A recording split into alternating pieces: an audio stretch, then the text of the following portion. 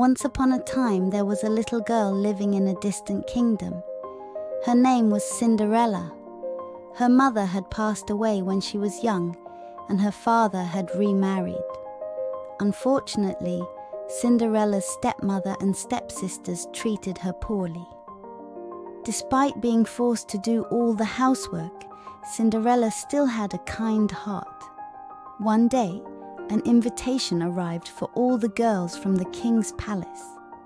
There was going to be a grand ball at the palace because the prince was in search of a bride. Cinderella's stepmother and stepsisters began preparations to attend the ball, but they decided to leave Cinderella behind at home. As Cinderella sat sadly in her room, a magical fairy appeared. The fairy provided Cinderella with a magnificent gown, glass slippers, and a carriage made from a pumpkin. However, the fairy warned her to leave the palace by midnight. On the night of the ball, Cinderella went to the palace in all her beauty.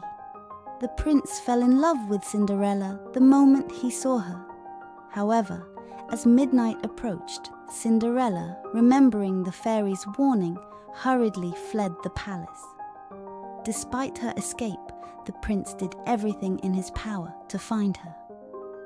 Cinderella's lost glass slipper was found in the palace, and the prince travelled throughout the kingdom searching for the girl who could fit into the shoe. Eventually, the shoe fit Cinderella, and she reunited with the prince. They fell in love and lived happily ever after. And so, Cinderella's life underwent a magical transformation. And after overcoming difficulties, she reached a happy ending.